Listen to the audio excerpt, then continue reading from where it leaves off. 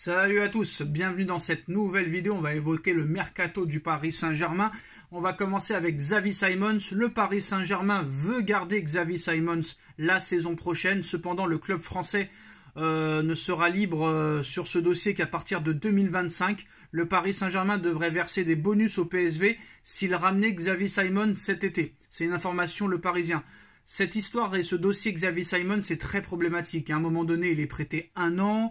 À un moment donné, il est prêté 18 mois. À un moment donné, il va revenir au Paris Saint-Germain. Mais s'il revient au Paris Saint-Germain, il doit verser de l'argent au PSV Eindhoven alors qu'il est prêté au Red Bull Leipzig. Je ne sais pas comment le Paris Saint-Germain a géré le dossier Xavi Simons, mais ça a l'air très très compliqué. Et la presse sort toujours une info par jour concernant Xavi Simons, qui a quand même signé au Paris Saint-Germain jusqu'en 2027, mais on a l'impression qu'il appartient plus au Red Bull Leipzig et au PSV Eindhoven qu'au Paris Saint-Germain à l'heure actuelle. En tout cas, le PSG est en train de préparer l'après Kylian Mbappé. Le club de la capitale s'est déjà positionné pour une énorme recrue. Le Paris Saint-Germain est officiellement fixé.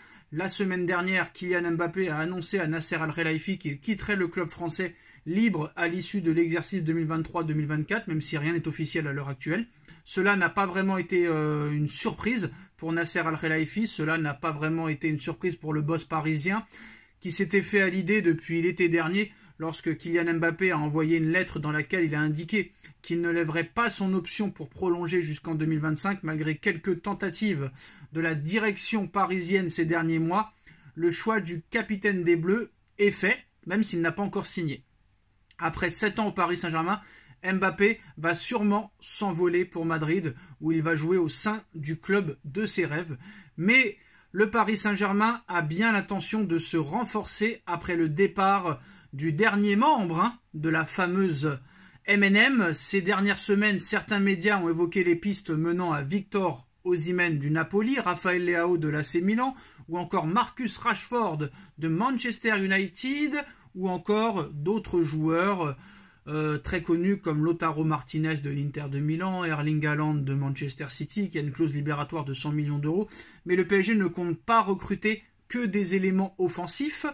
On avait parlé de plusieurs joueurs, comme Lenny Yoro, le Lillois, et de son côté, The Athletic, le média anglais, a cité le nom de Gavi. Mais le FC Barcelone n'est pas vendeur pour le moment, même si ça pourrait être le cas vu les finances catastrophiques du Barça. Mais il n'en sera sûrement pas de même pour Frenkie de Jong. Il serait vendeur pour Frenkie de Jong. Sport explique que le milieu de terrain néerlandais est dans le viseur du Paris Saint-Germain. Ce n'est pas la première fois que le Paris Saint-Germain est dessus. Ce n'est pas la première fois que Frenkie de Jong, qu'on appelle FDJ un petit peu au PSG, est lié au Paris Saint-Germain, puisqu'il avait déjà été sondé au moment où il jouait à l'Ajax d'Amsterdam en 2019. Ça avait failli se faire en plus au mercato hivernal, mais le joueur de 26 ans est allé vivre son rêve catastrophique en Catalogne. Quelques années plus tard, Frenkie de Jong déchante. Ces derniers temps, la presse catalane a expliqué qu'il n'était pas content du projet mis en place et qu'un départ n'était plus exclu du tout de son côté. Si la porte venait à s'ouvrir, sa préférence irait à un club jouant la Ligue des Champions et avec prétention et ambition de la gagner.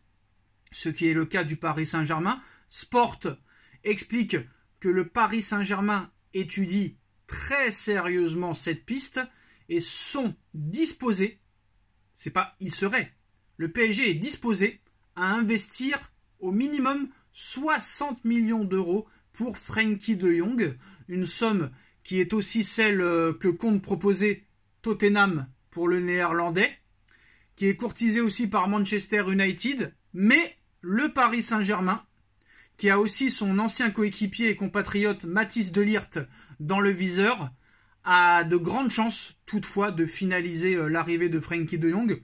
Il faudra proposer cette somme au FC Barcelone, qui pourrait en demander plus. Le FC Barcelone va sûrement demander le maximum possible pour Frenkie de Jong. Le PSG est prévenu, que ce soit Tottenham, Manchester United, le Paris Saint-Germain ou un autre club, c'est celui qui mettra le plus d'argent sur la table qui remportera la victoire. Là, je pense que Joan Laporta, le président du Barça, et Deco, le directeur sportif, n'auront plus aucun remords, j'ai envie de vous dire. Là, très clairement, il y a des gros problèmes financiers, il y a des dettes colossales au FC Barcelone et il faut absolument vendre, quoi qu'il en soit, l'été prochain.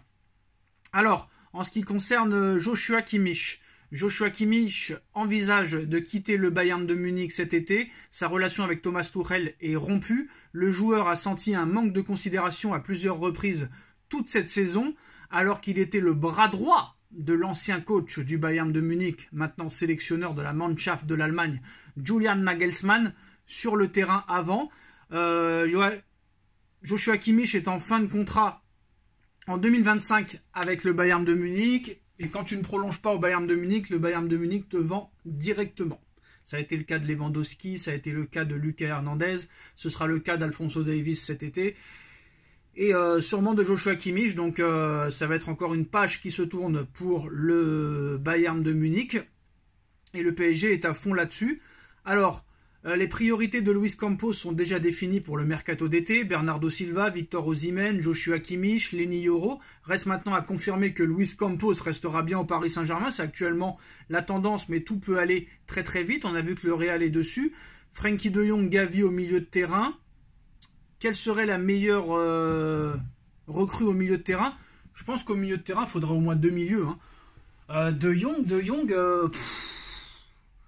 c'est pas exceptionnel. Moi, franchement, je préférais un Guimarães ou un Kimmich plutôt qu'un De Jong à l'heure où on parle. Parce que De Jong, depuis 1 an ou 2, il est aux abonnés absents. Mathis de Ligt dans l'axe ou Leny Yoro. Alors moi, Joshua Kimmich, je le voudrais absolument. Pourquoi? Parce que Joshua Kimmich, non seulement peut jouer au milieu de terrain, mais latéral droit. Donc Joshua Kimmich est très polyvalent. Tout comme Rodrigo devant, ça serait vraiment assez exceptionnel. Bernardo Silva aussi. Moi, franchement, Bernardo Silva, Joshua Kimmich, c'est des joueurs très très très polyvalents que tu peux utiliser à plusieurs postes. Donc je pense que ce serait plus intéressant d'aller sur ces deux milieux-là plutôt qu'un Gavi par exemple, même si Gavi il est exceptionnel. Mais voilà, en premier, franchement, je mettrais Kimmich et Bernardo Silva. En troisième, je mettrais Guimarães et en quatrième, De Jong. Est-ce que 2 sur 4 viendront? Est-ce que 1 sur 4 viendront? On ne sait pas, mais en tout cas, le Paris Saint-Germain, que ce soit en défense centrale, au milieu de terrain ou en attaque, cible du très très lourd pour la saison prochaine qui risque d'être un mercato intéressant. Mais d'abord, il y a une fin de saison intéressante. Paris est en course pour le championnat de France qui est acquis et qui est acté. Encore en lice en Ligue des Champions, en Coupe de France. Le PSG a déjà gagné le Trophée des Champions. Ça risque d'être un mois de février, mars, avril, mai très intéressant du côté du PSG et un mercato qui suivra après derrière. L'Euro 2024, la Copa América 2024, les JO 2024, ça ne va pas s'arrêter. Dites-nous en commentaire ce que vous en pensez. On like, on partage, on commente, on s'abonne et on se retrouve très vite pour une nouvelle vidéo. Tchuss.